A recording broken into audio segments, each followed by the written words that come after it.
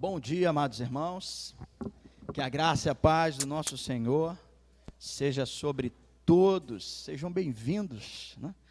Podemos entrar por essas portas, e o ideal é que a gente entre por essas portas, com louvor, com adoração, engrandecendo ao Senhor, e salmodiando a Deus.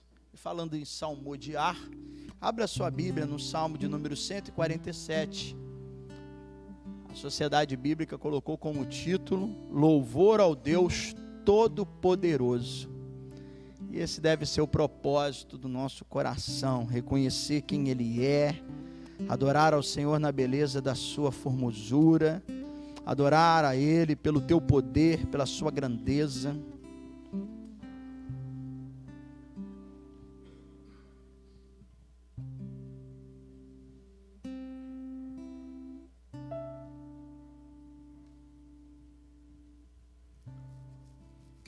Cento e 147 diz assim: louvai ao Senhor, porque é bom e amável cantar louvores ao nosso Deus. Fica-lhe bem o cântico de louvor. Olha só que maravilha. O Senhor edifica Jerusalém e congrega os dispersos de Israel, sara os de coração quebrantado e lhes pensa as feridas. Conta o número das estrelas, chamando a todas pelo seu nome. Grande é o Senhor nosso e muito poderoso. O seu entendimento não se pode medir. O Senhor ampara os humildes e dá com os ímpios em terra. Cantai ao Senhor com ações de graça. Entoai louvores ao som da harpa.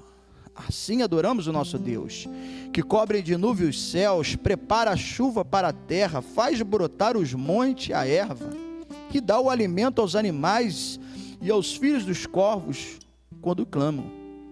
Não faz caso da força do cavalo, nem se compraz dos músculos do guerreiro. Agrada-se o Senhor dos que o temem, dos que esperam na sua misericórdia. Louva Jerusalém ao Senhor, louva Sião ao seu Deus, pois ele reforçou as trancas das suas portas e abençoou os seus filhos dentro de ti. Estabeleceu a paz nas suas fronteiras e te farta com o melhor de trigo.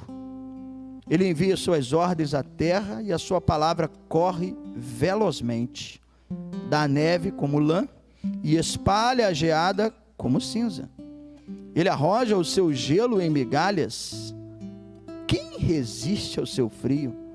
Manda a sua palavra e o derrete, faz soprar o vento e as águas correm, mostra a sua palavra a Jacó e as suas leis e os preceitos a Israel. Não fez assim a nenhuma outra nação, todas ignoram os seus preceitos. Aleluia. Louvado seja o nome do Senhor, né? Que Deus é esse, cheio de poder e de grandeza. Hoje Ele nos presenteia com esse céu azul, mas há dias que nós precisamos também da chuva para regar a terra e continuar produzindo, e também trazendo benefício a todos nós. Vem um momento de frio, ou seja, Ele coordena todas as coisas. Até dos corvos Ele lembra. É interessante falar aqui de corvo, porque o corvo é uma ave de rapina, uma ave muito bem conceituada naquela época como uma árvore favorável, boa. Mas Deus também abençoa. Deus criou todas as coisas e assim fez com cuidado. Ele não se impressiona com o forte, com o valente, né, com o guerreiro, mas sim com aquele que teme, com aquele que se rende à sua presença. Que nessa manhã você possa se render à presença de Deus, para adorá-lo e louvá-lo neste lugar, porque como diz o primeiro versículo, porque é bom e amável cantar louvores ao nosso Deus. E para isso nós aqui estamos. Vamos orar? Deus e Pai, muito obrigado por entrar por essas portas, muito obrigado por chegar aqui na sua casa. Nós somos gratos pela sua misericórdia que se renova a cada amanhecer, como no dia de hoje, fomos alcançados por ela. E a sua misericórdia é a causa de não sermos consumidos. E nós queremos aqui expressar com cânticos, com louvores, a nossa adoração, a nossa gratidão pelo seu amor, pelo seu cuidado, pela sua bondade, além do maior que o Senhor já fez, que foi nos salvar de uma condenação eterna. ainda assim o Senhor continua nos abençoando manhã após manhã. E hoje, o primeiro dia da semana, nós podemos iniciar na tua casa. Que bênção! Antes dos nossos afazeres seculares, do nosso dia a dia de labuta, nós podemos entrar por essas portas e apresentar esse dia ao Senhor e agradecer. Esse é o nosso propósito neste lugar. Receba os louvores nessa manhã, entoado a Deus pelos nossos adolescentes. Senhor, fale ao nosso coração por intermédio da tua palavra na exposição. Aceite as nossas orações, edifica a cada vida e honra a fé de todos aqueles que se propuseram estar aqui, no nome de Jesus. Amém e amém. Louvado seja Deus. Os novos adoradores vão estar aí hoje adorando, glorificando, e estaremos junto com eles. Deus abençoe. Pastor Rafael, mais uma vez, obrigado.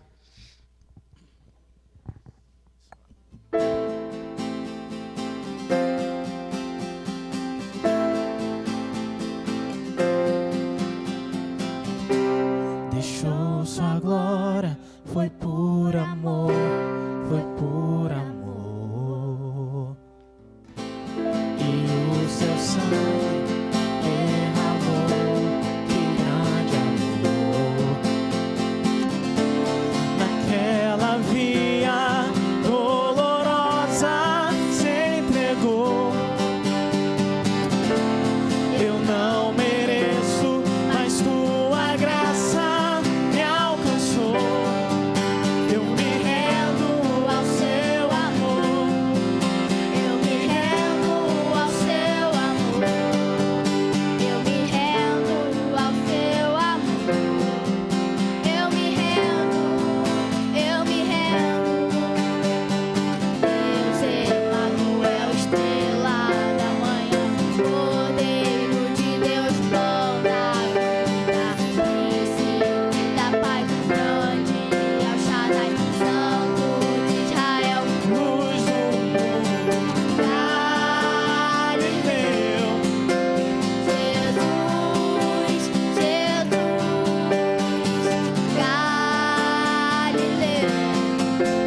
Jesus, Jesus, Galileu.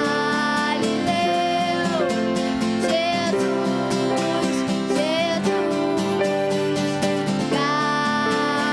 Galileu. Jesus, Jesus, Galileu.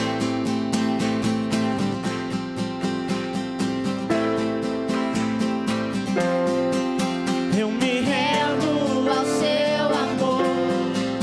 Eu me rendo ao seu amor. Eu me rendo ao seu amor. Eu me rendo.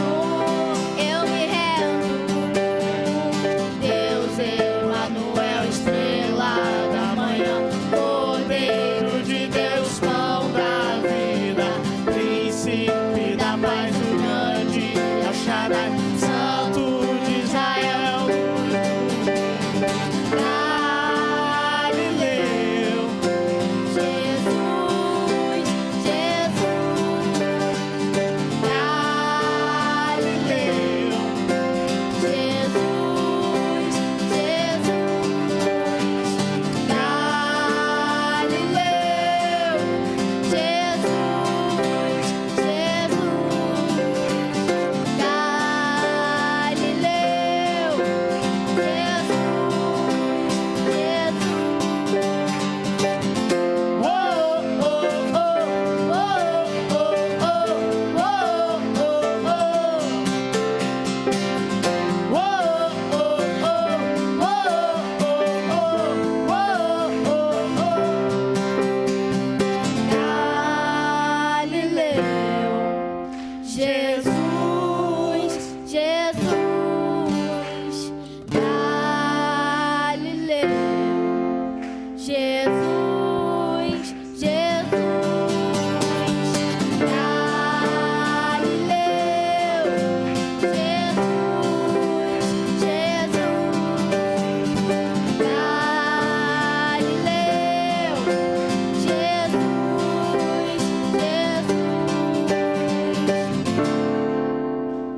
Deus, aplauda o Senhor nessa manhã, queridos. Aleluia. Me ama. Glória a Deus. Dá um sorriso para a pessoa que está ao seu lado aí, em nome de Jesus. Amém. E agora profetiza alguma coisa sobre a vida dela, em nome de Jesus.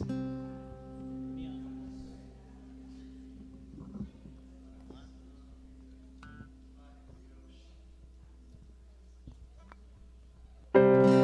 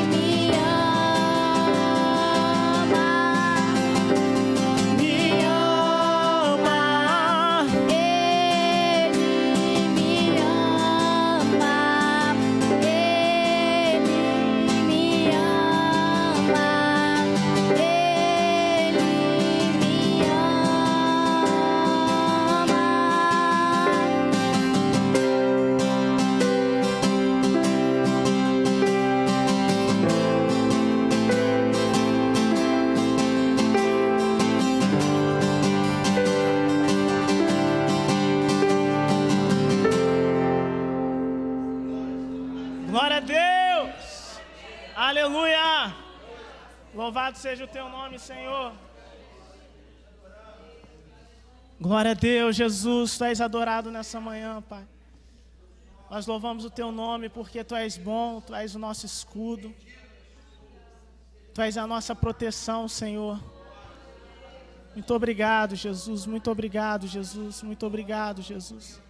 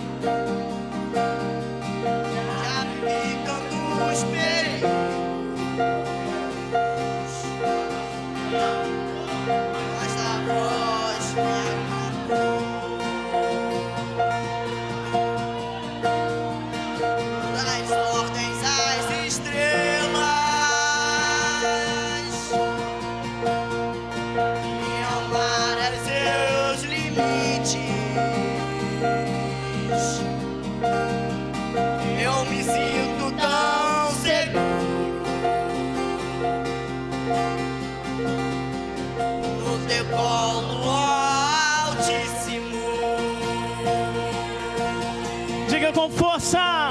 Não há ferrolhos, nem portas que se fechem diante da tua voz. Não há doenças,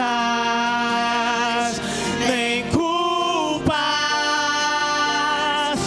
que fiquem de pé diante de nós. E a tempestade se acalma na voz daquele que tudo criou, pois tua palavra é pura,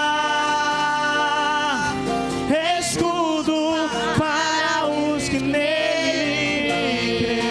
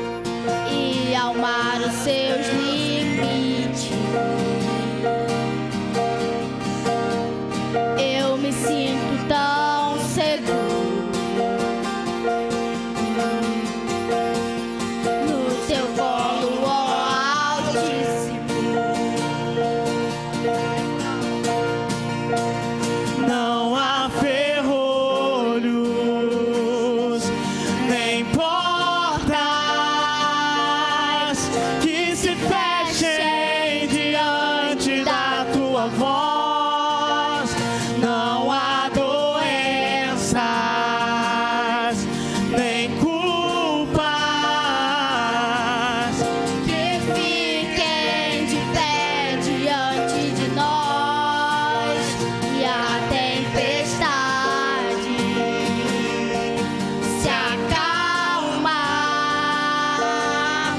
na voz daquele que tudo criou. pois tua palavra É pura, escudo para os que nele crêem. não há ferrolhos, nem Portas que se fechem diante da. tua voz. Não há doenças, nem culpas que fiquem de pé diante de nós, e a tempestade se acalmar na voz daquele que tudo criou. pois sua palavra é Pura, escudo para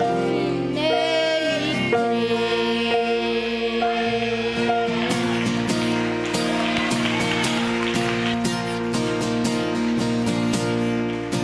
aleluia. Orabaxecandarabá. Nós cremos em ti, Senhor. Nós cremos em ti, Senhor. Tu és o nosso escudo e proteção.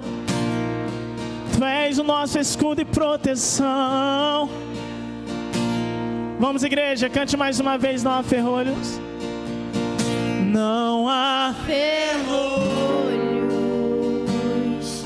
nem portas que se fechem diante da tua voz. Não há doenças, nem culpas que fiquem de pé diante de nós, e a tempestade se acalmar na voz daquele que tudo criou. pois tua palavra é pura, escudo para os que nele creem. Aplauda o Senhor nessa manhã bem forte. Aleluia. Glória a Deus. Pastor, vamos lá pela gente. Glória a Deus.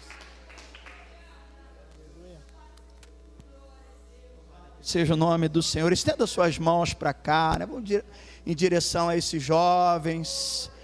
Senhor, muito obrigado pela vida de cada um, ó Pai, desses jovens, desses adolescentes que estão nessa jornada, dando os primeiros passos. Deus, nós temos sido edificados e fortalecidos essa manhã, em meio a esse momento de louvor e de adoração.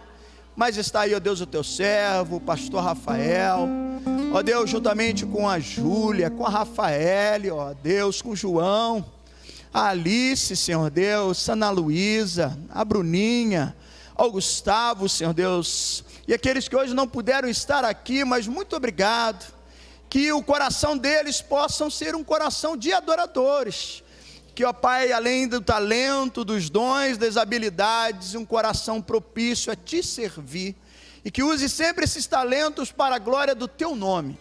Guarda, abençoa a mente, o coração deles, para que ande sempre na tua presença. Sejam, ó Deus, obedientes aos seus pais, para que, ó Deus, a sua vida se prolongue, ó Deus. Sejam eles aqueles que amem a tua palavra, para que diante dos desafios da vida, na escola, no dia a dia, ó Deus, eles possam se sentir fortalecidos pela promessa do Senhor na sua vida. Estendemos as nossas mãos, para que o coração deles se mantenham alegres, felizes, mas também humildes, na tua presença, sabendo que toda honra, toda glória, todo louvor sejam dados a ti. Abençoe essa geração, assim nós te pedimos, no nome do Pai, do Filho e do Espírito Santo, amém e amém. Louvado seja Deus. Obrigado, tá bom? Deus continue abençoando. Fale com seu irmão, cumprimente, expresse ele uma palavra de bênção essa manhã, né? Glória a Deus, aleluia. Okay. Vamos louvar a Deus com as nossas finanças, né? A irmã Dalva desceu para dar aula, mas ela já deixou aqui o seu envelope com o seu dízimo. E se você trouxe de casa o seu dízimo e desejar trazer aqui à frente, você fique à vontade, tá bom? Nós também, os introdutores vão estar passando as salvas. E você pode também colocar ali as suas ofertas. Mas se você desejar vir aqui à frente, eu gostaria de abençoar a sua vida. Segure a sua oferta, vamos agradecer. Pai amado, é o nosso louvor e a nossa gratidão, as primícias, ó Deus, os dízimos que teus servos trazem aqui à frente, as ofertas que aqueles que podem, ó Deus, essa manhã entregar, vão também ser colocadas na salva, e todas são assim consagradas a Ti, porque o Senhor não vê envelope, valores, cifras, o Senhor vê o desejo do coração, e a Tua palavra diz que cada um contribua segundo tiver proposto o seu coração. E como disse há poucos, tudo que aqui realizamos e fazemos é fruto da fidelidade do teu povo. E obrigado, a Deus, por essa igreja que é fiel, que é generosa, que nos permite abençoar, ó Deus, e também socorrer outros membros, outras igrejas. Tudo isso é para a tua glória, porque se o Senhor tem nos abençoado, nos feito prosperar nesse sentido, não é para que a gente venha se vangloriar, mas é para que a gente seja instrumento de bênção para socorrer o outro, e que assim seja sempre entre nós, esse espírito de generosidade, de fidelidade a Ti, e que façamos sempre em paz e em alegria, porque é bom servir ao Senhor com alegria. Nós assim oramos e agradecemos o nome de Jesus. Amém e amém. Ok.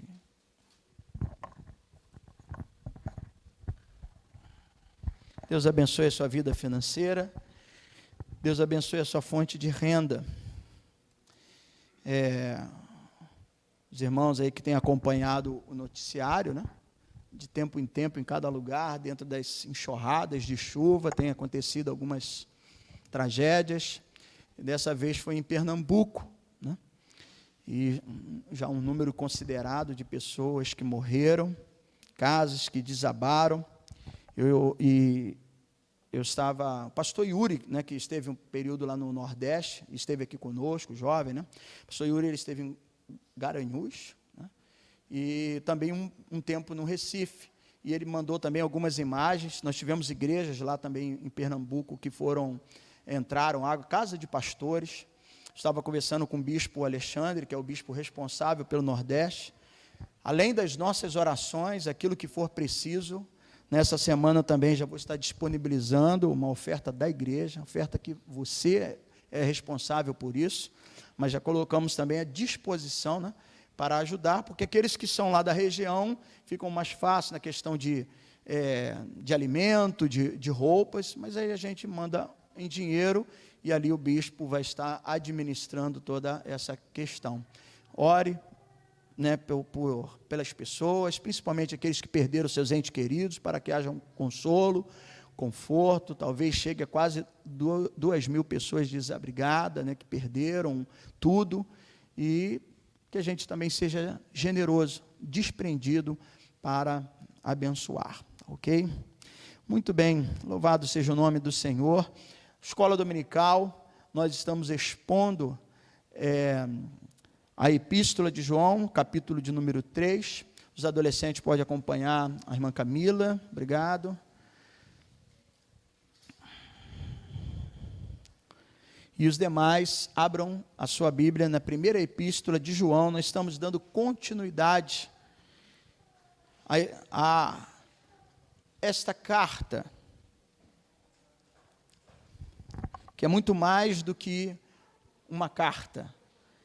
Ela é uma defesa, ela é um tratado teológico, onde João faz aqui a defesa da fé, né, da palavra apologética. E aí ele vai guerrear contra os falsos mestres, que já naquela época, a exemplo do que havia alertado Jesus, iam surgir. E muitos seriam enganados, mas para não ser enganado, é importante que a gente esteja fundamentado na palavra. E já nos dias de João, como nós já vimos anteriormente, falando do espírito do anticristo, que surge no meio da onde? Da igreja. Não é algo que vem de fora para dentro. Sai de dentro da igreja. Nós já meditamos isso aqui no capítulo de número 2. E João vai assim trazendo argumentos, nos dando condições de identificar os verdadeiros cristãos e quem são os falsos mestres ou os falsos crentes, né? Por causa de quê? Daquilo que ele nos traz como ferramenta. E assim a gente vai tendo uma condição de entender. O Evangelho ele escreveu para que aqueles que ainda não tinham fé e através da obra redentora de Cristo, dos sinais, pudessem crer. E a sua carta ele escreve com o propósito que aqueles que creram, que foram escolhidos e chamados, tenham certeza da sua salvação. Se você já encontrou a primeira epístola, capítulo de número 3, eu vou dar continuidade, é uma sequência, nós estamos expondo, a exposição é quase que versículo por versículo, e hoje eu vou começar a ler. A minha intenção na semana passada, né, foi de trazer a reflexão do verso 11 até o versículo 15, né, eu parei no 12, mas hoje eu pretendo concluir, e até porque semana que vem a gente já começa a programação, e eu vou deixar o capítulo 4 só para julho. Eu vou começar de novo do verso 11. Do versículo 11 ao versículo de número 24. Primeira epístola de João, capítulo 3, do verso 11 ao verso 24, diz assim: porque a mensagem que ouviste desde o princípio é esta, que nos amemos uns aos outros, não segundo Caim, que era maligno, e assassinou o seu irmão. E por que o assassinou? Porque suas obras eram más, e a dos seus irmãos, justas. Irmãos, não vos maravilheis se o mundo vos odeia. Nós sabemos que já passamos da morte para a vida, porque amamos os irmãos. Aquele que não ama, permanece na morte. Todo aquele que odeia o seu irmão é assassino. Ora, vós sabeis que todo assassino não tem a vida eterna permanente em si. Nisto conhecemos o amor que Cristo deu a sua vida por nós, e devemos dar a nossa vida pelos irmãos. Ora, aquele que possui recursos deste mundo, e vir ao seu irmão padecer necessidade, e fechar-lhe o seu coração, como pode permanecer nele o amor de Deus? Filhinhos, não amemos de palavra nem de língua, mas de fato e de verdade. E nisto conheceremos que somos da verdade, bem como perante ele tranquilizaremos o nosso coração. Pois se o nosso coração nos acusar, certamente Deus é maior do que o nosso coração e conhece todas as coisas. Amados, se o coração não nos acusar, temos confiança diante de Deus. E aquilo que pedimos dele recebemos, porque guardamos os seus mandamentos e fazemos diante dele o que lhe é agradável. Ora, o seu mandamento é este: que creiamos em nome do seu Filho Jesus Cristo, e nos amemos uns aos outros, segundo o mandamento que nos ordenou. E aquele que guarda os seus mandamentos permanece em Deus, e Deus nele.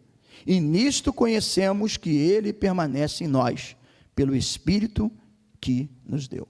Deus e Pai, muito obrigado pela tua palavra, e mais essa oportunidade que temos de continuar estudando. É um processo, é uma caminhada, semana após semana, ó Deus, para que a gente também tenha argumentos. João trata de argumentos, para que a gente também tenha argumentos para falar daquilo que nós cremos, e também uma oportunidade de despertar o nosso coração para viver da forma como o Senhor deseja. Conto com a tua graça, porque sem ti nada eu posso fazer. E tenho a responsabilidade de estar aqui ensinando os irmãos, mas eu sou também um aluno constante nessa vida, que preciso aprender dia após dia. Unja, Senhor Deus, os meus lábios, assim também como o ouvido e o coração dos seus servos, na meditação da tua palavra, que eu te peço no nome de Jesus. Amém e amém. Podeis assentar, amados. Desde o início desse capítulo 3, tenho destacado que João, ele está aqui utilizando então uma tríade de argumentos em defesa, né, da igreja, para que assim ele possa combater as heresias e ao mesmo tempo ficar estacas, fortalecer a nossa caminhada, a vida do cristão. E nós já vimos aqui o argumento moral.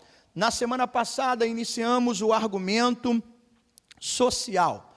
E o título, né, que eu coloquei para essa etapa, amor, o tema central do cristianismo.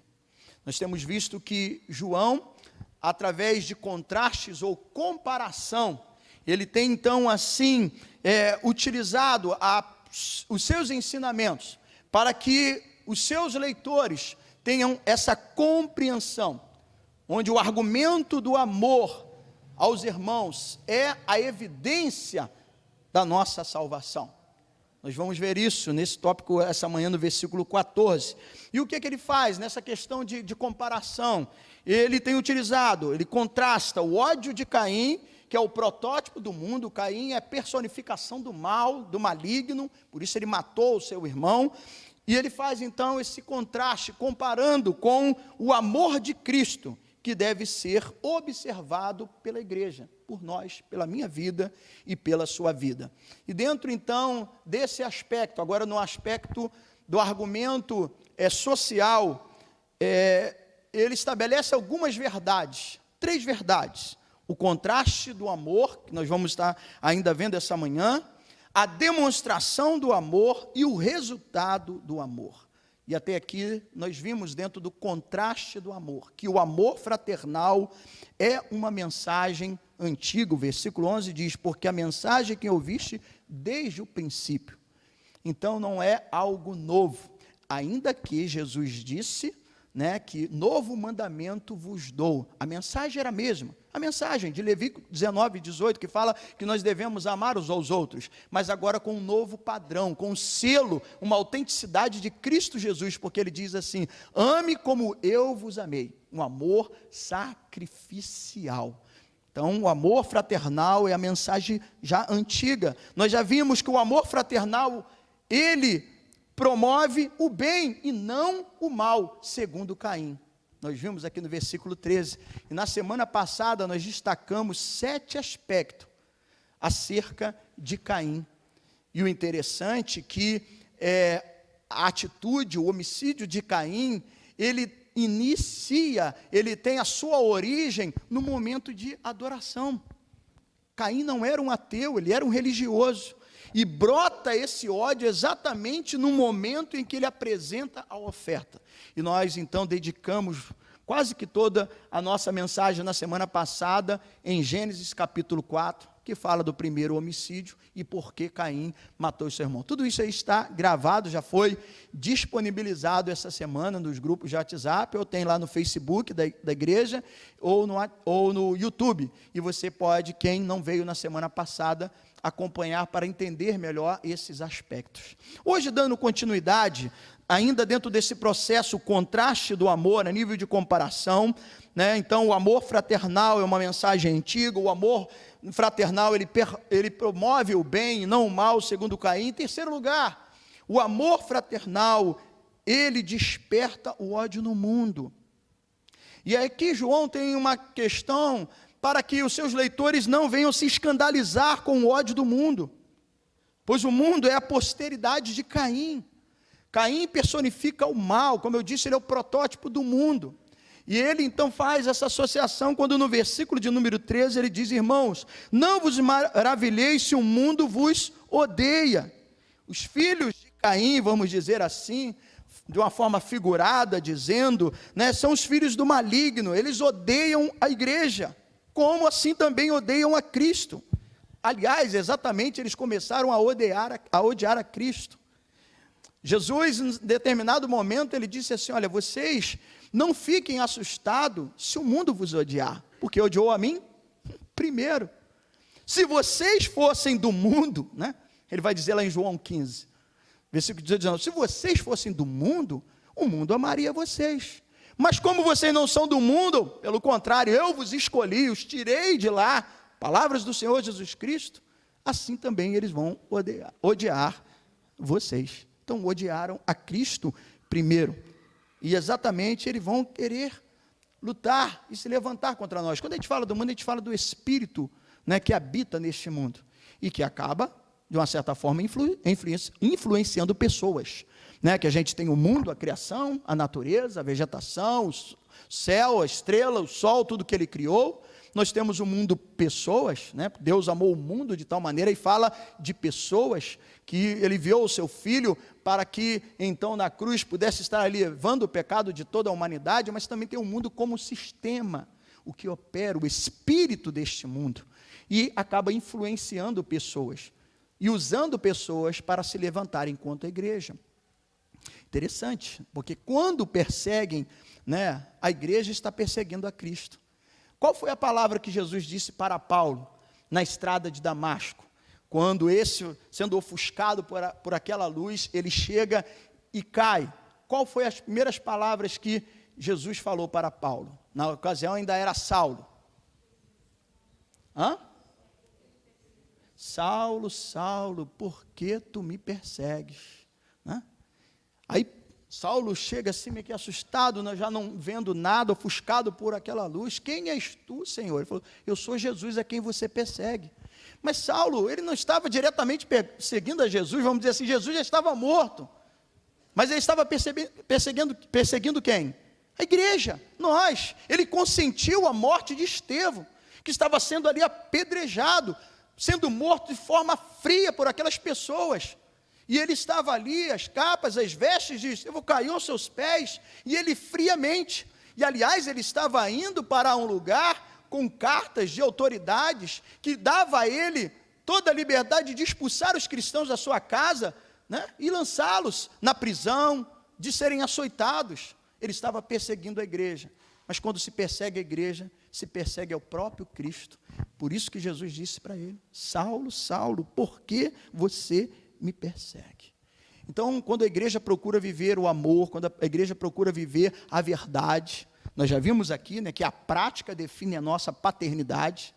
Quando nós procuramos viver uma vida justa, de acordo com os mandamentos do Senhor, nós estamos agradando a Deus. E o mundo, por ainda estar cego, e muitos serem influenciados pelo espírito deste mundo, eles não entendem isso, e é provável que venha perseguir a igreja.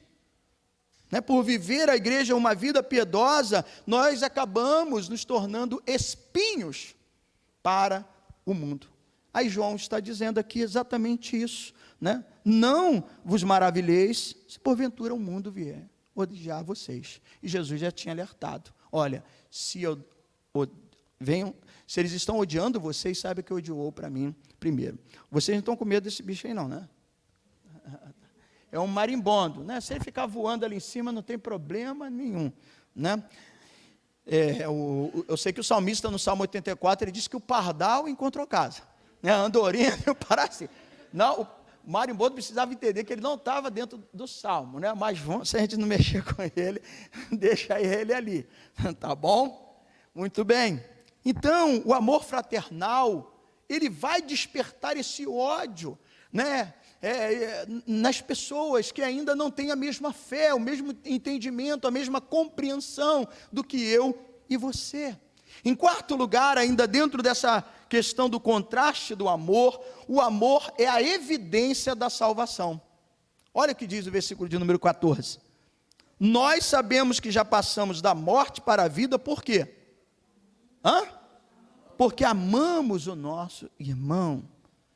João aqui ele trabalha essa carta, o que a gente vem assim, enfatizando, né, 3 provas, né, que distingue o verdadeiro cristão do falso crente. Quem lembra as provas? 3 provas. A prova doutrinária, né, que nós sabemos acerca da palavra, o que nós cremos, a prova moral e a prova social. Por quê, irmãos? Porque o verdadeiro crente, ele é conhecido pela sua fé em Cristo. O verdadeiro crente também ele é conhecido pelo seu amor aos irmãos.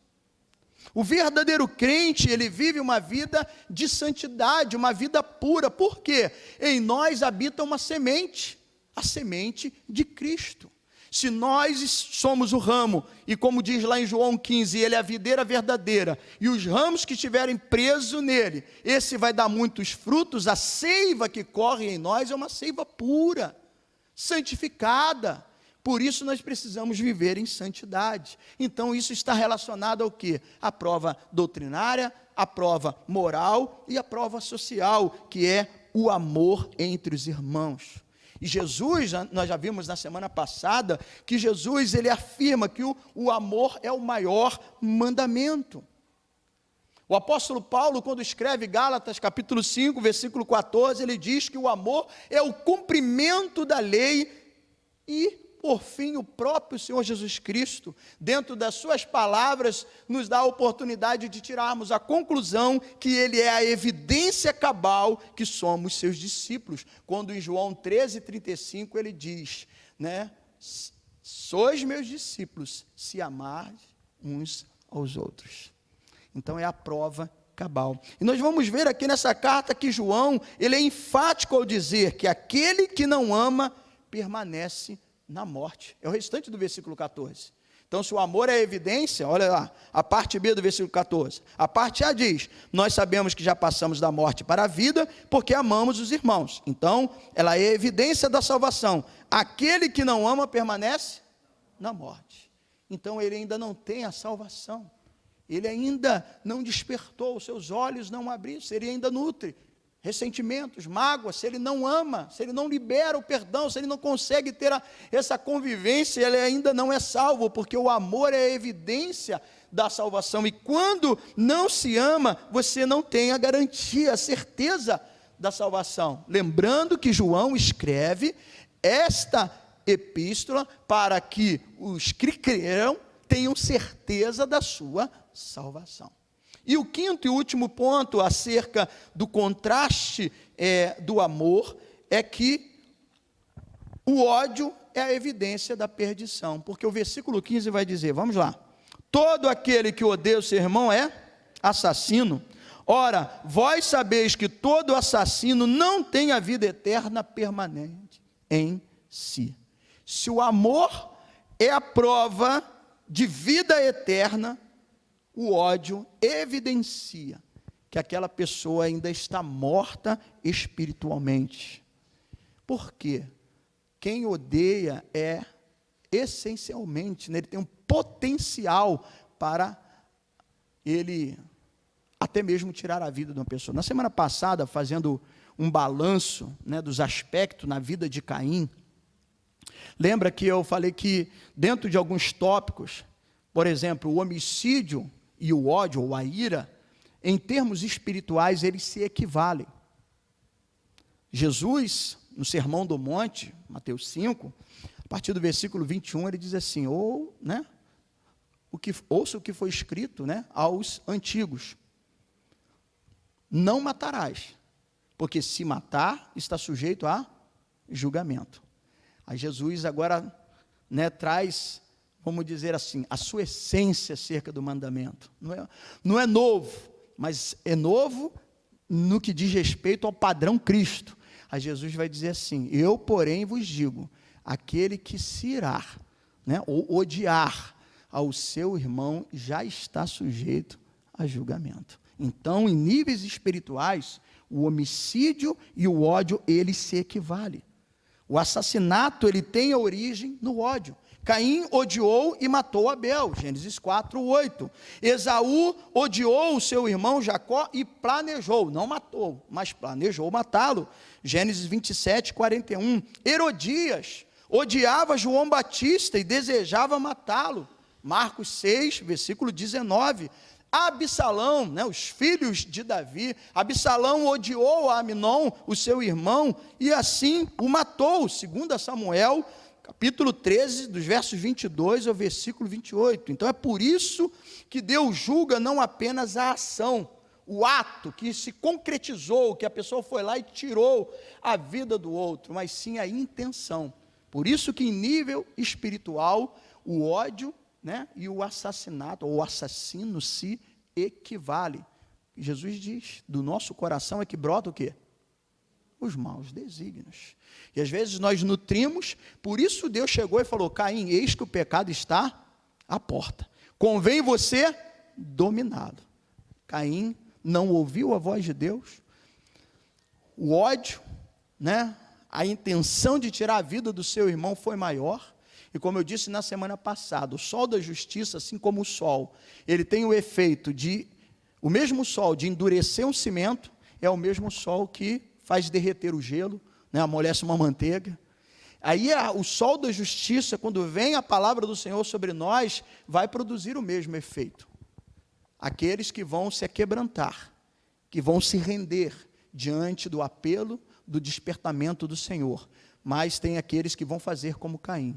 Caim, ao ouvir a voz de Deus, ao invés de se aquebrantar, ele endureceu o seu coração. E por isso, ele não atentou para aquilo que Deus disse, eis que o pecado está à porta, convém você dominá-lo. E ele foi e tirou a vida do seu irmão. Para Deus, quem odeia já é um assassino, segundo as palavras do próprio Senhor Jesus Cristo, em Mateus 5, 22, pois o ódio é o prelúdio do assassinato, ele é a porta da entrada, né, do crime, do ato de tirar a vida da pessoa sem qualquer motivo. Se não houver arrependimento, quebrantamento do coração, nós vimos aqui qual é, né, o resultado, o final daquele que é assassino. O texto ele é bem claro, versículo 15, todo aquele que odeia o seu irmão é assassino. Ora, vós sabeis que todo assassino não tem a vida eterna permanente em si. Se não houver um arrependimento, né, um quebrantamento no seu coração, um desejo de mudar, ele certamente não vai estar nos céus. Então essa palavra, ela nos ajuda, né, a também a gente refletir acerca das nossas atitudes, os pensamentos que rondam, que norteiam a nossa vida, porque assim como Deus, o propósito dele era despertar Caim para que não fizesse o mal contra o seu irmão, assim também ele traz essa palavra para que a gente possa perceber como nós estamos vivendo, o que nós estamos nutrindo na nossa vida, porque isso pode ser prejudicial à nossa caminhada cristã. Bom, assim eu concluo essa primeira parte, o contraste do amor. Mas João aqui, ele está tratando de 3 verdades. Ele falou do contraste do amor, a demonstração do amor e o resultado do amor. Agora, a demonstração do amor. João, ele faz uma transição do ódio de Caim para o amor de Jesus Cristo. Do ódio do mundo para o amor da igreja. O amor que nós precisamos cultivar e nutrir. O versículo 16 diz assim, nisto conhecemos o amor, que Cristo deu a sua vida por quem? Por nós. E devemos dar a nossa vida pelos irmãos. Quem que deve dar a vida pelos irmãos? Ele está falando com quem? Ele está falando com nós, ele está falando com a igreja. Então agora João vai fazer uma transição, ele sai desse ódio de Caim, do ódio do mundo, para falar do amor de Cristo e o amor que deve estar em nós. Ele interrompe o contraste do amor para falar acerca da demonstração do amor. E há 3 verdades também aqui, nesse sentido, acerca da demonstração do amor, são aqui apontadas por João. Em primeiro lugar, o amor é demonstrado pela abnegação. Nós vimos que ele fala do ato de Jesus, nisto conhecemos o amor, que Cristo fez o quê? Deu. Aí mais à frente ele vai falar que a igreja deve dar. Então ele está falando aqui exatamente disso, de renúncia. Abnegar é renúncia, é você se desprender, né, de algo. Se o ódio é negativo e procura o mal do outro, acabar com a vida do outro. O amor aqui é positivo e dá a vida pelo outro. O amor é conhecido pelo que se dá e não por aquilo que se toma. Caim tirou a vida do seu irmão. Jesus deu a sua vida por nós. Então, ele é o exemplo a ser seguido. O caminho de Jesus até a cruz caracteriza o modo de vida de altruísmo e autodoação para o qual eu e você, nós, a igreja, fomos chamados para ter essa liberalidade de se doar, de se entregar. E Jesus é o maior exemplo. Mas é lógico, eu deixo aqui uma observação. A gente tem Cristo como exemplo, mas qual a observação a ser feita aqui? Obviamente, não podemos dar a nossa vida como Cristo nos deu, ou seja, que foi aquilo que em Isaías 53 nós vemos, o sofrimento vicário do Senhor, no processo de substituição. Ele morreu a nossa morte para vivermos a sua vida. Não é nesse sentido, porém, eu e você, quanto igreja, nós podemos e devemos dar a nossa vida pelos irmãos em termos o quê? De serviço, de cuidado um para com o outro. Quando nós atentamos para a dor, para o sofrimento, para a necessidade do irmão, quando nós acolhemos, quando nós socorremos, quando nós cuidamos, é exatamente isso, nós estamos nos doando. Esse é o papel da igreja. Mas em segundo lugar, além do amor ser demonstrado pela abnegação de quem renuncia, de quem tem um desprendimento e abre mão daquilo que tem para poder socorrer o outro. Em segundo lugar, o amor ele é demonstrado pela compaixão. Versículo 17 vai dizer: ora, aquele que possuir recursos deste mundo e vir ao seu irmão padecer necessidade e fechar-lhe o seu coração, como pode permanecer nele o amor de Deus?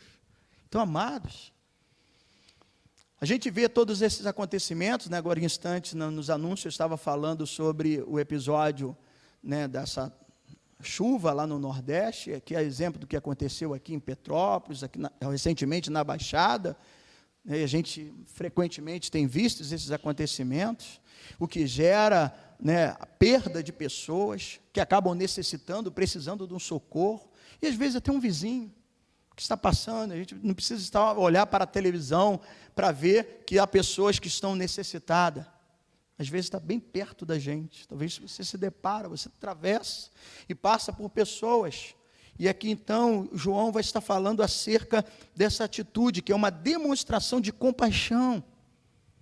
Há uma frase do reverendo Hernando Dias Lopes que ele diz assim, que João faz agora uma transição do geral para o particular, dos irmãos para o irmão. Porque às vezes é fácil a pessoa chegar e dizer assim, não, eu amo a todas as pessoas, mas o grande desafio é amar e socorrer o necessitado. Eu tenho sido o mais próximo do próximo que precisa de mim? Esse é o grande desafio. Então não basta apenas você chegar e falar. John Stott, um outro estudioso da palavra de Deus, né, também citou uma fala de C.S. Lewis, que diz que amar a toda a gente, em geral, pode ser uma desculpa para não amar ninguém em particular. Não socorrer o indivíduo, aquele que realmente está precisando. E às vezes nós fechamos os olhos para essas pessoas. Interessante que ainda nessa linha C.S. Lewis ele vai dizer, fechar o coração ao necessitado é o oposto de compaixão. Porque, amados irmãos, compaixão é abrir o coração antes de nós abrirmos os nossos lábios. Compaixão é abrir o bolso e não apenas a nossa boca. Então, dizer de forma assim generalizada, não, eu amo a todo mundo, eu não tenho esse problema comigo, eu não guardo nada no meu coração, mas o desafio é você socorrer o necessitado, é você ajudar aquele que de fato está precisando. Aí aqui parte para a terceira questão nesse aspecto, essa terceira verdade dentro dessa demonstração do amor, porque no versículo 18, o que João vai advertir? Quem pode ler aí?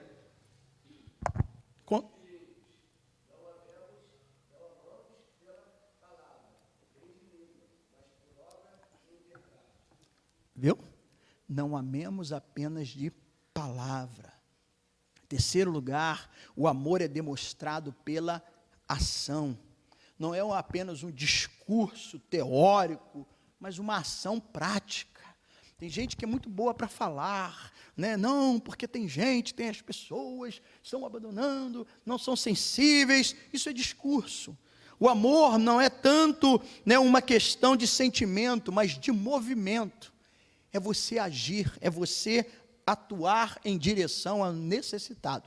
Aí eu louvo a Deus, né, pelo Espírito que tem habitado aqui entre nós, dentro das mensagens que nós temos ouvido, e eu vou destacar novamente as duas mensagens do domingo de manhã e do domingo à noite, do dia 15, que não fui eu que preguei, né? Foram os nossos diáconos, o diácono José Ronaldo pela manhã, o diácono José Luiz à noite. Tem uma ligação tremenda com o que nós estamos falando aqui na escola dominical, com a igreja, porque Ronaldo fala pela manhã do bom samaritano, da atitude daquele homem, diferente dos outros. No texto é interessante que o versículo 33, depois você pode também ver a mensagem do dia 15, que está lá no YouTube, no Face, ou no WhatsApp, de quem pertence ao grupo. Em Lucas 15, 10, versículo 33, vai dizer assim, que o samaritano, vendo, compadeceu-se. Então esse é o desafio, é de você atender o necessitado. Os outros viram, passaram de largo. O samaritano, vendo, compadeceu-se. E ali você conhece a história, e se você quiser ter um entendimento melhor, a palavra que foi ministrada, falando passo a passo da atitude, o que ele fez, foi ação, não foi apenas discurso. Os sacerdotes tinham discurso, os religiosos têm discurso, mas quem de fato ama, age, faz, não fica falando, as pessoas, os outros, e você? E eu? O que eu tenho feito? O que você tem feito? Aí a mensagem da noite, que o diácono Zé Luiz traz em Mateus 25, falando, né, do julgamento, do juízo final, um versículo, ele, né, se compara com esse de Lucas 10, 33, porque o versículo 37 do capítulo 25, quando então as pessoas perguntam a Jesus, que diz que aqueles, né, que viveram de uma forma justa, aqueles que estavam à sua direita, ele disse, ó, entre para o gozo eterno. Aí alguns perguntam, mas quando foi que nós fizemos isso? Porque Jesus disse, olha, eu tive fome e me deste de comer, eu tive sede e me deste de beber, eu estava nu e vocês me vestiste, vocês me acolheste. Aí as pessoas perguntam, o versículo 37 vai dizer assim, quando te vimos com fome? Veja, o samaritano vendo, compadeceu-se. Agora então Jesus disse assim, quando te vimos com fome? Aí o Jesus vai responder para ele, olha, eu estava assim quando você atendesse um desses meus pequeninos. Quando você atendeu o necessitado. Então, amados, a demonstração do amor é pela ação. Um outro estudioso da palavra, né, e do Novo Testamento, Simon Kistemaker, diz que amor e fé têm em comum que ambos precisam de obras para atestar a sua autenticidade. O que Tiago diz? Que a fé sem obra é morta. Então, Kistemaker, ele afirma que amor e fé têm em comum que ambos precisam de obras para atestar a sua autenticidade. Palavras de amor que nunca são traduzidas em ação não valem de nada. A fé sem obra é morta. Palavras não são suficientes, é preciso agir. O amor é um ato de dar recursos, talentos e a si mesmo por outras pessoas. Talvez em alguns momentos você não vai ter o recurso, você não vai ter o dinheiro para dar, mas você se coloca à disposição para cuidar. Você coloca a sua vida, o seu talento, aquilo que você pode. O irmão está lá com um problema na casa dele e tudo, olha, irmão, eu não tenho como comprar aí esse cano aí, mas eu sei fazer esse trabalho aí. Eu posso lá arrumar a sua torneira, eu posso lá arrumar o seu chuveiro. Então, é o talento, a sua capacidade. Você vai lá e socorre e dá. Ou você coloca o seu tempo à disposição para ouvi-lo. Isso também é uma demonstração de amor. Isso também reflete aquilo que Jesus está falando aqui. Então, é um ato. João reforça isso, não apenas com palavra, mas com ação. Então, como nós temos servido? Você não precisa de ter muito dinheiro, mas se Deus te der, ótimo. Né? Como eu falei aqui da igreja, se o Senhor tem nos abençoado, nada nos custa socorrer os irmãos. Ainda que a gente tenha alvo, tem projeto, eu tenho feito algumas economias, aquilo que nós temos feito neste lugar, graças a Deus estamos fazendo tudo à vista, mas isso porque está todo ali um equilíbrio no orçamento.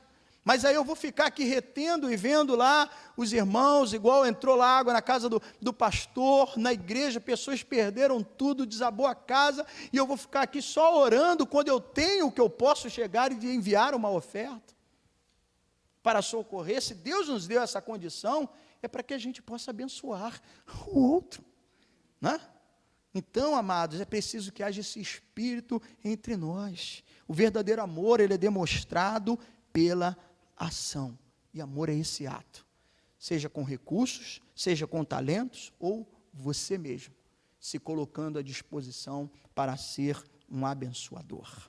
A terceira verdade, né, agora, nós vamos ver o resultado do amor. Nós já vimos o contraste do amor, onde João faz então essa comparação acerca do ódio de Caim para o amor de Jesus Cristo. Nós já vimos aqui a demonstração do amor, que é muito mais do que palavras, né? Sim, são atitudes, desprendimento. E agora, em terceiro lugar, o resultado do amor. João faz uma transição da demonstração do amor para aquilo que nós podemos receber quando nós agimos com amor, quando nós amamos. Ele também cita aqui 3 benditos resultados deste amor.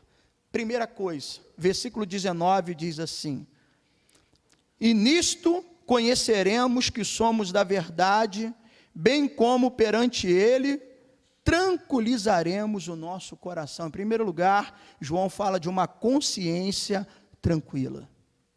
Quando nós amamos como Cristo nos amou, nós temos essa consciência tranquila diante de Deus. Por quê? O fruto do amor dá confiança.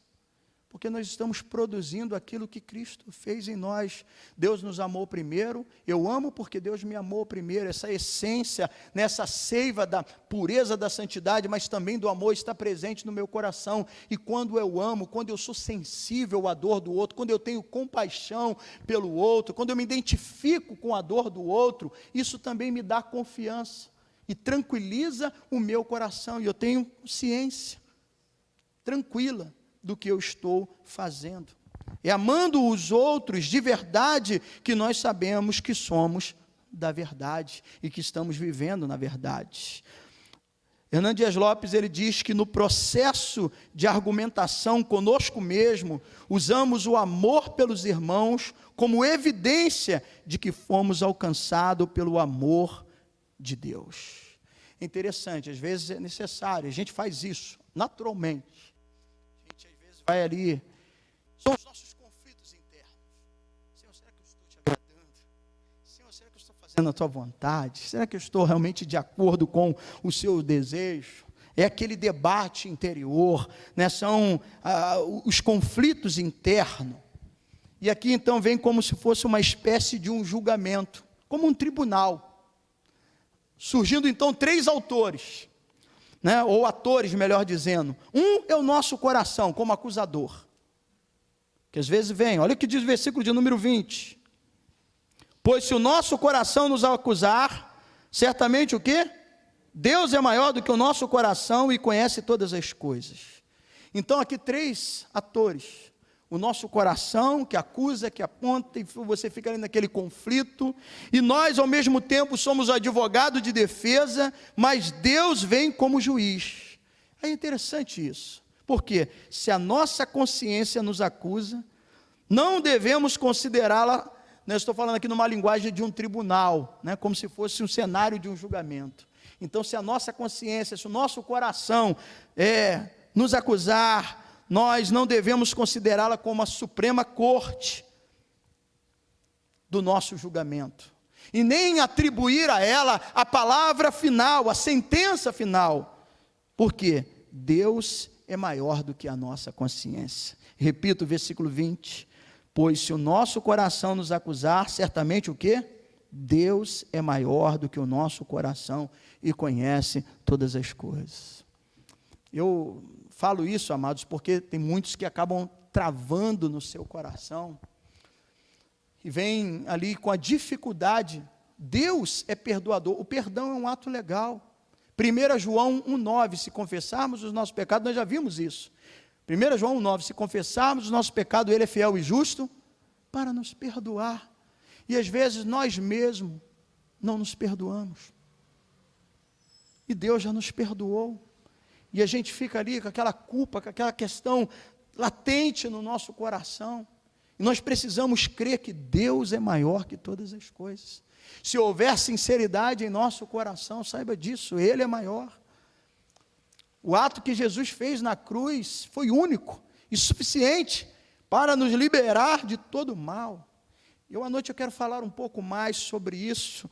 Dentro desse tópico eu quero destacar, outros princípios que eu creio que sejam de grande valia para tranquilizar a alma daquele que vive diante de uma culpa, daquele que vive prisioneiro de uma culpa do passado. Eu quero falar um pouco mais sobre isso, logo mais.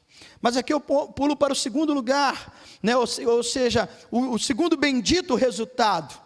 O primeiro é ter essa consciência tranquila, e o segundo bendito resultado, versículo 22 e 23 vai dizer assim: e aquilo que pedimos dele recebemos, porque guardamos os seus mandamentos e fazemos diante dele o que lhe agrada. As nossas orações serão respondidas. Assim como teremos a nossa consciência tranquila, as nossas orações serão respondidas. Guarde os mandamentos do Senhor, faça o que lhe é agradável. Não que isso significa base meritórica, somos salvos pela graça, Isso não é a base meritórica, não é por obras para que ninguém se glorie, para dizer, não, eu mereço, eu sou o cara. Sabe por quê? Olha, poxa, eu vejo essas pessoas são má pra caramba, eu faço sempre alguma coisa. Não é para isso, não é para tê-lo como base de mérito, mas com certeza João está falando aqui que a resposta das nossas orações, ela tem algumas condições indispensáveis, que é andar de acordo com a vontade de Deus, que é fazer a vontade de Deus, que é obedecer ao Senhor, que é amar uns aos outros, que é crer na sua palavra. E interessante que nessa carta, nessa epístola, uma curiosidade, apenas 2 vezes João vai falar sobre esse assunto de oração. Aqui onde nós estamos vendo, João 3, 22, 23, e depois mais à frente nós vamos ver novamente em João 5, 1 João 5, versículo 14 e 15. E nas duas, em ambas, ele diz que as orações só serão respondidas mediante a observação de certas condições, ou seja, obediência ao mandamento e submissão à vontade de Deus. E aí as consequências serão abençoadoras, até porque isso é princípio de Deus. O Senhor Deus falou isso ao coração de Moisés para falar ao povo: eis que te proponho bênçãos e maldições. Se eles obedecessem, seriam o quê? Abençoados. Se desobedecessem, naturalmente, sofreriam as consequências, porque o salário do pecado é a morte. Então isso faz parte do princípio de Deus estabelecer essas condições. Então as orações, elas são respondidas conforme a vontade de Deus e não segundo os nossos pretensos direitos, porque a gente vai estar alinhado com a vontade de Deus, e não é o meu capricho, em detrimento da minha vontade apenas, mas é de acordo com aquilo que Deus quer, porque a vontade de Deus é boa, perfeita e agradável, e ela deve prevalecer. Portanto, amados irmãos, se quisermos ver as nossas orações respondidas, precisamos orar ao Pai, para a glória do Pai, em nome de Cristo, e no poder do Espírito Santo. Quando estava preparando esse estudo, eu me lembrei do saudoso e reverendo pastor Josemar, porque na sua marcha, no seu desejo de ser um abençoador dessa cidade, né, eu ainda tenho uma camisa azul com esse slogan, né, para a glória do Pai, em nome do Filho, pelo poder do Espírito Santo. Então a gente precisa sempre ter entendimento disso. Nós temos um Pai, por isso Jesus nos deixou uma oração do Pai Nosso. O Pai é nosso, mas quando nós orarmos é para a glória dele, é para que o nome do seu Filho seja invocado e que o poder do seu Espírito seja manifesto entre nós, mas em tudo é para que o nome dele seja glorificado, exaltado e bendito. Então nós precisamos ter sim uma vida limpa, um coração livre das mágoas. Nós precisamos obedecer os mandamentos e assim crer nas promessas do Senhor. E em terceiro lugar, dentro desse bendito resultado, para a gente concluir aqui o capítulo de número 3, o versículo 24 vai dizer assim: e aquele que guarda os seus mandamentos permanece em Deus e Deus nele. E nisto conhecemos que ele permanece em nós, pelo Espírito que nos deu. Terceiro, depois de uma consciência, né, tranquila, das orações respondidas, o terceiro bendito resultado é permanência garantida, permanecer nele para sempre. Normalmente, quando eu faço um casamento, eu cito muito 1 João 4,16, quando então os noivos vão entrando, né? Aí eu digo então o que diz a parte B do versículo 16 do capítulo 4, Deus é amor, aquele que permanece no amor, permanece em quem? Em Deus, e Deus nele. Então, permanência garantida. Quando nós obedecemos os mandamentos e permanecemos, melhor dizendo, no amor, porque quem obedece o mandamento ama. Jesus já disse aqui isso bem claro, por intermédio de João, né? João foi enfático em falar acerca disso. Quem ama, obedece os mandamentos, tem os mandamentos. Então, quando nós obedecemos os mandamentos e permanecemos no amor, ou seja, crendo e amando, Deus permanece em nós. Ele está presente, porque Ele é amor. O que permanece no amor, permanece em Deus e Deus nele. O outro estudioso que eu tenho citado aqui com bastante frequência do Novo Testamento, né, o norte-americano Warren Wiersbe, ele diz que a primeira epístola de João foi comparada a uma escadaria em caracol, pois ela sempre volta aos 3 assuntos que são o pivô, né, a parte importante ali, os 3 assuntos. Eu já citei essa manhã esses assuntos. Lembra? A prova doutrinária, se cremos em Cristo. A prova moral, se nós andamos como Ele andou, em santidade, em pureza. E a prova social, se nós amamos uns aos outros. Concluímos então esse capítulo, destacando que João volta a enfatizar essas 3 provas. A prova doutrinária, a prova moral e a prova social. Se assim vivermos, de acordo com o que diz a palavra, nós permanecemos no Senhor e o Senhor permanece em nós. Conclui então aqui o capítulo 3, onde João apresentou 3 argumentos irresistíveis para combater as falsas heresias e fincar as estacas do verdadeiro cristianismo, a fim de que eu e você tenhamos argumento e possamos saber diferenciar o falso do verdadeiro, e andarmos em conformidade à palavra de Deus, e desfrutarmos das suas promessas. No mês de julho eu volto para o capítulo 4, porque junho é mês de celebração, é mês de receber, onde eu vou estar recebendo, você vai descansar um pouquinho do pastor Alain, mas aqui a gente conclui o capítulo 3 dessa exposição de João, e que possamos trazer isso para o nosso coração. Amar não apenas de palavras. A demonstração do amor é através da ação. Aprenda com a parábola do samaritano. Aprenda com aquilo que Jesus disse para que eles venham, entre para o gozo eterno, porque eles, vendo, acolheram e socorreram. Nós precisamos de colocar isso em prática, irmãos. Ah, pastor, eu não tenho dinheiro. Não é só o dinheiro, é o seu talento, é o seu tempo para você orar, para você visitar o irmão. O irmão está sumido, você já ligou também para o irmão? O que te provocou? Esse amor de compaixão, nós falamos aqui de compaixão. Amado, se esse sentido, né, não estiver presente, dificilmente a gente vai sair para evangelizar. Daqui a pouco os irmãos vão sair para evangelizar. Por que poucos saem para evangelizar? Porque às vezes falta compaixão. É preciso ter compaixão.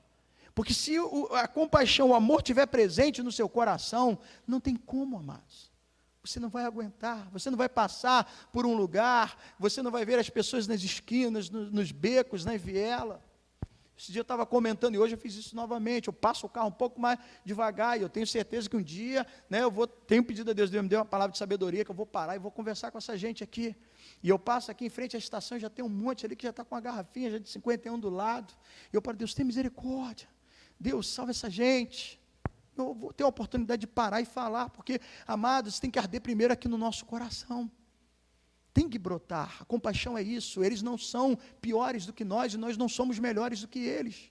Eles precisam de ser libertos. Eles precisam que as escamas caem dos seus olhos, assim como pela misericórdia de Deus um dia caiu dos nossos olhos. É preciso que a gente ajude. Se Deus te der condição de ajudar com recurso, ótimo, amém. No período de pandemia, eu vi uma fala do pastor Zé Hélio, da Igreja Batista, e aquilo dali me chamou a atenção, eu comecei a fazer exatamente aquilo. Ele falou assim, caso você for no barbeiro, estava difícil, a barbearia não estava podendo nem abrir, né? Então, alguns ficaram até mais cabeludo, mais barbudo, em algum sentido, alguns lugares foram fechados no período. Ele falou, lembre dele, vai lá, porque ele estava vivendo por causa daquilo dali. Se não tiver ninguém para cortar cabelo, fazer a barba, como que vai ser? E aí, Deus começou a tocar no meu coração para aquilo dali. Aí eu encomendava um caldo, porque também estava fechado, alguém fazia um delivery, e eu chegava lá, se eu encomendasse um para mim e para a Rosilene, eu pagava o dobro. Se fosse 20, eu pagava 40. E se eu via uma pessoa vendendo um pão, eu falava, quanto que é tanto pão? Então, e Deus foi tocando no meu coração para fazer isso e abençoar. Isso tem sido uma coisa que tem continuado. Esse dia eu estava, na semana passada, passando aqui no Cupê. Aí eu vi uma menininha, devia ter talvez os seus 7, 8 anos, como alguma das nossas crianças, que às vezes a gente ora aqui. Ela estava com um carrinho velho de bebê, correndo com o intuito de chegar a tempo de um homem que vem recolhendo, né, algumas pessoas que juntam papelão, essas coisas todas, né, para poder ali vender. E assim, eu vi que o semblante daquela menininha foi, eu vim devagar, porque ali tem que andar devagar, né, porque tem crianças, ali não tem acostamento, e ela tentando se aproximar e o carro indo embora, e o semblante daquela menininha mudando, e ela não tinha quase nada naquele carrinho de bebê. Certamente o que ela pudesse vender ali, se ela ganhar, ela ia ganhar algumas moedinhas, se chegasse a R$1 era muito, porque nem para você ter uma boa quantidade no retorno de ferro, de papelão, tem que ter um peso suficiente. E Deus automaticamente falou, pega o que você tiver na carteira e dê para ela. Aí eu chamei, porque a gente tem que ter um cuidado, que a criança também fica assustada, né? Eu abri o vidro e falei, você ia vender ali? Aí o homem foi embora, né? Eu falei, não, mas toma aqui, entrega para sua mãe, né? E assim, amados, nosso coração tem que estar sensível, porque primeiro brota no coração. A gente abre o coração antes de abrir o bolso. E a gente abre o bolso antes de abrir os lábios. E a gente precisa estar atento. Deus nos dá a oportunidade de fazer cumprir a palavra, que o salmista disse, fui moço, agora já sou velho, né? Em toda a sua geração, em toda a sua caminhada, ele jamais viu um justo mendigar um pão. Eu não posso olhar para o necessitado e fechar os meus olhos. Se eu tenho, foi a mim que Deus escolheu para abençoar. Eu sou o próximo, mais próximo daquele que precisa de mim. Que o Espírito Santo fale melhor ao nosso coração. Deus e Pai, obrigado pela Tua palavra. Eu preciso aprender a cada dia e eu te agradeço porque o Senhor tem me ensinado. E eu quero continuar aprendendo. E Deus, obrigado pela oportunidade de aqui partilhar e ensinar, Deus, aos irmãos. Aprendemos juntos. É desafiador. Às vezes alguns pensam, isso é cansativo, é um estudo e tal, eu preciso de algo que venha me movimentar. Conhecemos a verdade nos liberta. Conhecemos a palavra nos norteia, nos dirige, nos guia e faz a gente viver de acordo com a sua vontade. Ajuda-nos, ó Deus, a vivermos a sua vontade. ajuda-nos a sermos igreja. Esse amor de Cristo seja agora em nós e através de nós manifestado às pessoas. Deus, muito obrigado pela tua palavra. Continue falando, nos dando entendimento, compreensão. E ser igreja, de fato, não apenas de palavra, mas por agirmos, por obedecermos os seus mandamentos. E é certo que o Senhor sabe recompensar, o Senhor abençoa. Nós vimos aqui o resultado, né? O resultado deste amor. Há galardão, mas não deve ser essa a nossa preocupação e a nossa motivação, mas sim se eu estou fazendo a vontade de Deus. Abençoa-nos com a tua palavra, no nome de Jesus. Amém e amém. Vamos ficar de pé. Agradecer aí mais uma vez os irmãos pela sua presença. Logo mais nós temos o nosso culto às 19 horas. E reforço o apelo, né, para a partir do próximo domingo, para adorarmos a Deus, para nos alegrarmos porque somos os aniversariantes, mas também honrar aquelas pessoas que vão se deslocar, né, da sua cidade ou do seu compromisso com a sua igreja para nos abençoar. Tá bom? Estenda suas mãos. Quero lembrar também aqui de alguns irmãos. Irmã Josi, esposa do irmão Jael, vai estar submetendo uma cirurgia. Ela foi hoje às 5 horas da manhã para ser internada. Era algo que estava já planejado, mas é sempre uma cirurgia, são cuidados. Então vamos orar. Deus e Pai, e assim acredito que há outras pessoas que estejam precisando de uma atuação, de uma dádiva, de uma atenção, do amor, de um cuidado. Lembramos aqui, ó Deus, eu lembro da tua serva, Senhor, que foi para o hospital, acompanhada do seu esposo, irmão Jael, para ali se internar e provavelmente esta manhã vai estar fazendo essa cirurgia, que tu possa estar ali cuidando, ó Deus, abençoando a mão dos médicos, de todos aqueles que vão estar realizando esse procedimento, e que logo, ó Deus, a tua serva possa retornar para a sua casa, para o processo de recuperação e restabelecimento. Nós entregamos diante de Ti cada pedido, cada situação, que o Senhor, na sua misericórdia e graça, alcance a cada um daqueles que necessitam e precisam, e algo que foge à nossa capacidade. Aquilo que nós podemos fazer, é preciso que a gente faça e se desprenda para fazê-lo. Mas, ó Deus, há coisas que fogem. Só o Senhor pode remover um tumor. Só o Senhor pode curar de um mal, ó Deus, que os médicos, por tudo que tentam do seu conhecimento, das suas habilidades, dos seus estudos, das suas especializações e doutorado, mas, ó Deus, há coisas que só o Senhor pode fazer, e nós te pedimos, Tu és o Deus do milagre, Tu és o Deus do impossível, e que assim Tu manifeste do seu poder, e cure, e realize as obras, Senhor Deus, como lhe apraz, para que o seu nome seja glorificado, e os testemunhos sirvam para a edificação do teu povo, da igreja, para que outros se rendam à tua presença. Visita cada nome, cada situação, cada pessoa. Ó Deus, seja com aqueles que não puderam estar aqui essa manhã, mas que venham logo mais, e que nós que pudemos, e se pudermos estar logo mais, que possamos ter sempre prazer e alegria de estar na tua casa, como disse o salmista, alegrei-me quando me disseram, vamos à casa do Senhor. Ó Deus, é tão pouco que nós temos para dar e retribuir ao tanto que o Senhor tem feito pelas nossas vidas. Então, Deus, que haja essa consciência em nosso coração. Obrigado por aqueles que, ó Pai, puderam estar aqui, nos visitando, participando conosco dessa parcela do estudo da Tua Palavra. Deus, obrigado pelos irmãos aqui presentes. Agora leva-nos em paz, abençoa o restante desse dia, nossa refeição. Obrigado pelo pão nosso de cada dia, pela comida que vamos colocar, ó Pai, em nossa mesa. Muito obrigado pelo sustento, ó Deus, que haja um momento de harmonia, de comunhão, abençoando assim o restante desse domingo, pela Tua graça e pela Tua presença. Nós assim entregamos esse culto de um momento de estudo da Tua Palavra. Que a graça do nosso Senhor Jesus Cristo, o amor de Deus e a consolação do Espírito Santo sejam sobre todos. Amém e amém. Tenha um bom dia, vá em paz, que Deus te abençoe rica e abundantemente.